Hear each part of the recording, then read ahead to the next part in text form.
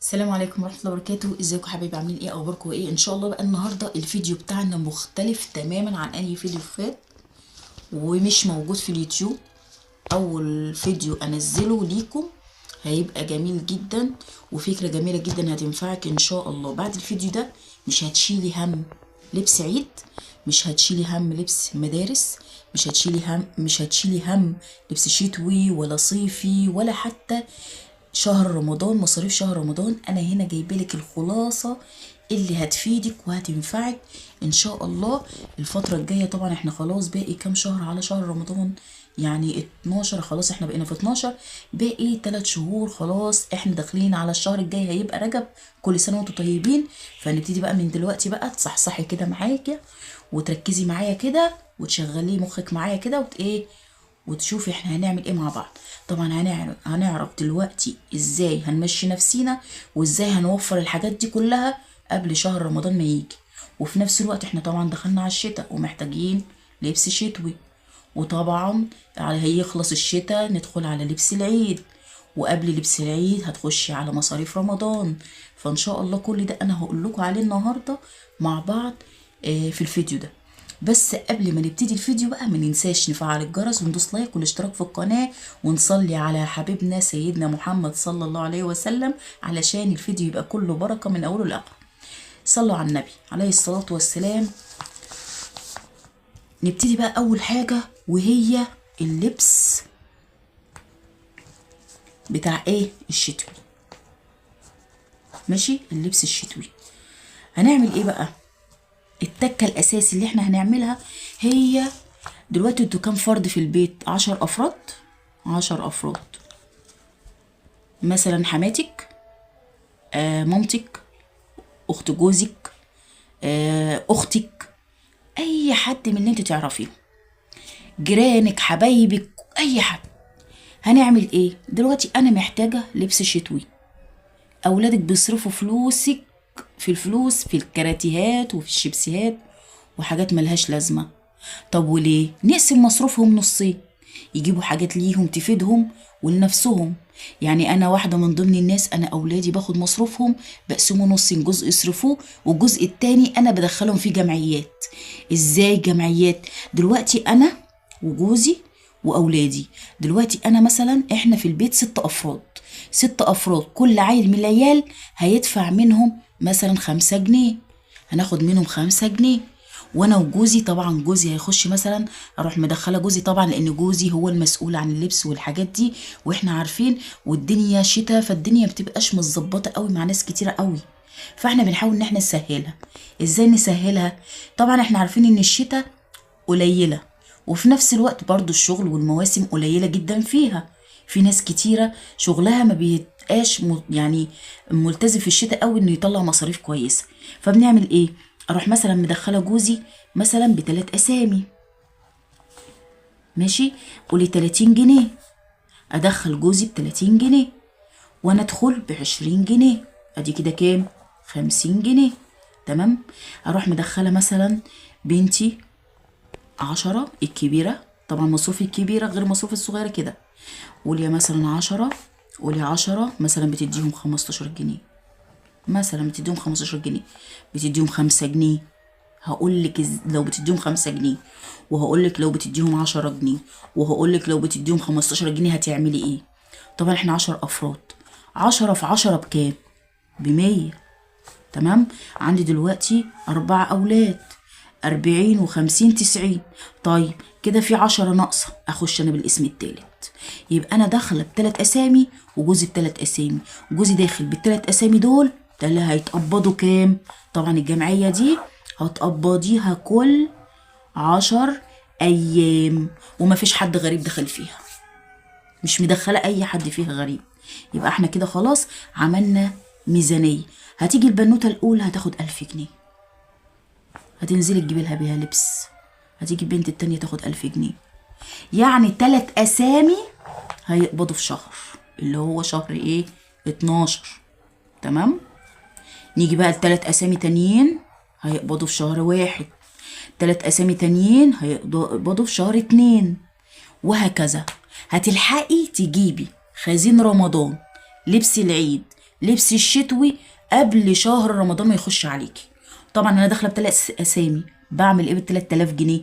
3000 جنيه بعمل بيهم ايه؟ اروح جايبه شكاره رز، شكاره مكرونه، اروح جايبه 10 كيلو سكر، اروح جايبه علبه سمنه 2 كيلو، اروح جايبه شاي، اروح جايبه كل لوازم شهر رمضان ب 3000 جنيه، اروح جايبه كرتونتين بيض، اروح جايبه حاجات هحتاجها في رمضان، عصاير وحاجات من دي كتير جدا انت بتحتاجيها لشهر رمضان. يبقى احنا عملنا جمعيه، انا هاخد 3000 جنيه اهو شهر رمضان. ماشي. هنا بقى جوزي 3000 جنيه، 3000 جنيه بتوع جوزي بقى هنعمل بيهم ايه؟ هنزل اكسي بيهم للعيال لبس العيد. 3000 هكسل كل عيل، هنزل اجيب لهم لبس العيد ب 3000 جنيه. وهقول لكم ان شاء الله المكان اللي تجيبوا منه لبس عيد، ومش هتجيبي طقم، هتجيبي طقمين، وهنزل معاكم وان شاء الله هنزل لكم الفيديو قريب. وانتوا عارفين انا لما بنزل بفيديو يا جماعه، انا بنزل الفيديوهات بتاعتي الاماكن اللي انا بنزل بيها دي، اقسم بالله العظيم الاسعار اللي بقولها بتبقى موجوده في المكان، انا ما بكدبش على حد. ولو في حد مش مصدقني اخده معايا واوديه للمكان اللي انا بجيب منه. يبقى هنا اول حاجه لبس العيد 3000 جنيه لبس عيد. نيجي بقى للاولاد. دلوقتي انت داخله على الشتاء، تمام؟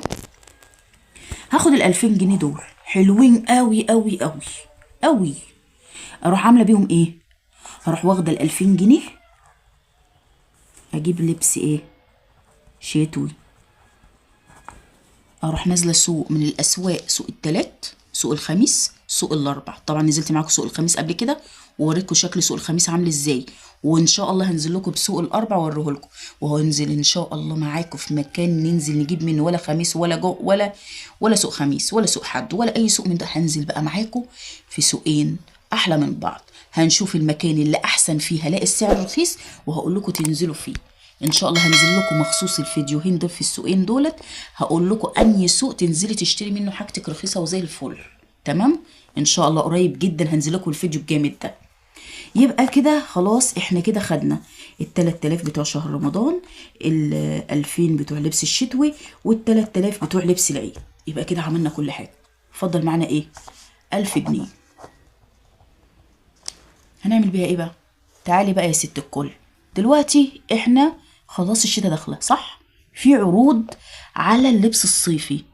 اللبس الصيفي دلوقتي هتلاقي فيه عروض ضرب نار عليها، اسعار غير عاديه. هتاخدي ال1000 جنيه هتجيبي كل عيله حاجه بال1000 جنيه. اول حاجه الاسعار هتبقى رخيصه جدا، الترنجات هتلاقيها رخيصه جدا في الصيفي، هتلاقيه رخيص جدا لان محدش هيشتري صيفي، خلاص كله هيركز على الشتوي. فالوقت المناسب دلوقتي اللي انت تجيبي فيه اللبس الصيفي هو التصفيات. هتنزلي في اي محل تصفيات عامل لك عروض على اللبس الصيفي، هتجيبي لكل عيله ترنجين مش ترنج، لان العروض بتبقى نص التمن. طبعا احنا كده خلصنا اللبس الصيفي، لبس الشتوي لايه؟ لشهر رمضان. جايين احنا بقى على شهر رمضان بقى ونركز بقى في الحكايه دي جدا. نيجي بقى لشهر رمضان. شهر رمضان ربنا يا رب يجعلنا كده ان شاء الله لا فاقدين ولا مفقودين، ان شاء الله باذن الله. ربنا يجعلها سنه سعيده علينا وعليكم وعلى الامه الاسلاميه كلها باذن الله. دلوقتي انا هاخد ال 3000 زي ما قلت لحضراتكم، شكاره مكرونه، شكاره شعريه، شكاره رز، 10 سكر. تمام؟ يبقى نحسب الحسبة هنشوفها مش هتكمل يعني معانا 1500، مش هتكمل معانا 1500. تمام؟ يبقى بقى معانا 1500. هروح اعمل حركة جميلة قوي بقى كده كل مرة بنعملها وكل سنة بنعملها، وهقول لكم برضو تعملوها وهي اللي هتنفعكم. كل ما بيدخل علينا شهر رمضان اسعار الفراخ بتضرب في العالي جدا جدا جدا. فانا بروح عاملة ايه بقى يا حلوين؟ بروح رايحة عند الدكتور اللي انا متابعه معاه، بجيب منه الكتاكيت والبط والوز والرومي وكل حاجه، بروح واخده من عنده 20 كتكوت. تمام؟ 20 كتكوت. 20 كتكوت دولت المفروض ان انا اجيبهم في شهر واحد الجاي. تمام؟ شهر واحد الجاي ده المفروض ان انا اجيب 20 كتكوت. ليه بقى؟ بياخد 45 يوم. 45 يوم يعني ايه؟ يعني انا لو جبته في نص واحد هيبقى اخر 2 اذبحهم. تمام. واحنا شهر رمضان 1/3، فاحنا لازم ده نجيبه في شهر ايه؟ 1. هنجيبهم في شهر 1. طبعا هتروحي واخده بعضك جايباهم. هنشوف الاول الكتكوت هيبقى عامل كام. هيبقى معاكي 1500، يعني هيبقى فايض معاكي. هتجيبي 20 كتكوت وتروحي جايبه شكاره علف. تمام. تخليها للكتاكيت. وطبعا انا وريتكم المراحل بتاعتها كلها. وبكده احنا عملنا حساب شهر رمضان ولبس العيد واللبس الشتوي وكمان اللبس الصيفي. وفكرة بسيطة جدا وسهلة، ولا هتخشي جامعات مع حد ولا تعملي حاجة مع حد. انت هتروحي عاملة بينك وبين ولادك بيصرفوا فلوسهم في حاجات ملهاش لازمة. ما تقوليليش بقى لا انا هاخد مصروف العيال واروح اجيب لهم، لا يجيبوا لنفسهم فيه، لا. يقسمي مصروفهم بالنص. لو انت بقى عايزة تعملي عيالك مثلا بياخدوا 10 جنيه، هتقسمي المصروف 5 جنيه. هتروحي عاملة حركة تانية. لو انت في بيت عيلة بقى، بصي يا ستي، لو انت مع العيال معاهم 5 جنيه، هتاخدي ال5 جنيه دي هتعملي 20 اسم. تمام. 20 اسم مين بقى يا ستي؟ خالتهم وستهم وعمتهم وعمهم وقرايبك بس. لو ليكي جارة حبيبتك قوي قوي دخليها، بس احنا بنحاول ان احنا نقربها علشان ايه؟ تبقى بسيطة وسهلة لينا. تمام. فهتروحي عاملة 20 اسم. 20 اسم بكام؟ ب1000 جنيه. 20 اسم ب1000 جنيه، يبقى 5 في 20 ب1000. تمام. يبقى احنا هنعملها طبعا، تكتبي اسامي ولادك واسامي اللي داخلين كلهم وتقبضيها كل 20 يوم. تقبضيها كل 20 يوم. بس يستحسن ليكي انك تعمليها ب10 جنيه تبقى احسن لك. حتى لو هتضيفي الاسمين مع بعض، حتى لو هتلمي 20 اسم مش مشكلة، بس تقبضي الاتنين 10. يعني ايه؟ يعني مثلا تقبضي 2 في وقت، الاتنين في يوم واحد، او بمعنى اصح خلي اسم الجمعية ب10 ودخلي 20 اسم وقبضي كل 10 ايام. هتتقبض هي ال1000 جنيه. فتبصوا بسطوها ليكم وللأولاد وسهلة جدا وبسيطة. طبعا دي حاجة لو انت هتعمليها ب10. حابة تعمليها ب20 هتبقى 1500. لو 15 هتبقى 1500. 1500 مش وحشة على 10 أفراد. 1500 تتقبض. يعني لو 15 اضربي 15 في 10، 1500. مش وحشين، 1500 جمال. بس انت تمشي حسب مقدرتك انت وحسب امكانياتك انت. لو بجنيه خش بجنيه، لو ب2 جنيه اعملي ب2 جنيه. اي قرش انت اولى بيه في الفترة اللي احنا فيها دي. طبعا زي ما انتم شايفين بنحاول نبسطها ونسهلها لينا. وان شاء الله باذن الله هنزل لكم بسوق ضرب نار، هتنزلي تجيبي منه حاجتك بتاعه العيد وبتاعه كل حاجه. اما بالنسبه لللبس الصيفي فالحقي دلوقتي العروض بتاعتها هتبقى سهله وبسيطه. وابتدي الفكره دي تعمليها من اول الشهر ده علشان ما يضيعش منك يوم. خلاص احنا بقينا النهارده اخر الشهر، النهارده اول الشهر. هتبتدي من النهارده تعملي الفكره دي وهتدعي لي. انا الفكره دي على طول بعملها. يعني انا عامله جمعيه ب250 جنيه، مدخله البنتين ولا ال3 بنات في واحده، بس انا دي عاملاها 20 اسم. تتقبض كام؟ 5000 جنيه. عاملاها ليه بقى؟ كنت عامله حساب لشهر ايه؟ لشهر رمضان. بس انا بصراحه كنت عاملاها لظروف تانية مش لشهر رمضان. شهر رمضان بعمل لها الفكره دي انا عاملاها الحاجه انا عايزه اشتريها، فدي عاملاها لشهر رمضان. الصغنونه دي انا عاملاها لشهر رمضان. اما الكبيره دي فانا عاملاها ليه حاجه انا عايزه اشتريها. تمام. فانتي بصي بتسهليها. بلم 20 اسم من الاسامي، ادخل اختي وامي وعمتي ومش عارفه، الم حبايبي كلهم اللي واثقه ومتاكده ان هم عمرهم ما يقرفوني في موضوع جمعيات.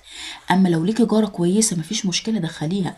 يبقى تظبطي اساميكي، الاول ياخد الاخر. لو هتدخل باسمين، اول والاخير، التاني وقبل الاخير، التالت وقبل الاخير.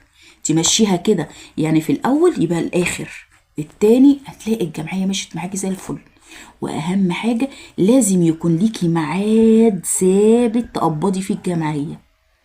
الميعاد الثابت معاكي في تقبيض الجمعية بيفرق كتير جدا جدا جدا، ويخلي الناس تحب تعمل معاكي جمعيات، وفي نفس الوقت تبقى واثقة في كلمتك. يعني انا لما بعمل جمعية يوم 5 يوم 5، مش حاجة اسمها حد يجيلي يقولي لا معيش والظروف، مفيش الكلام ده. لازم يكون ليكي كلمة، ولازم تكوني قوية، واهم شيء محدش يعرف مين اللي هياخدها، ولا تقولي دي خدتها ولا دي لا، عشان ربنا يبارك في القليل. اعملوا يا جماعة الطرق دي، هتعجبكم جدا جدا، وان شاء الله هتدعولي. يا رب تكونوا استفدتوا بقى من الفيديو ده.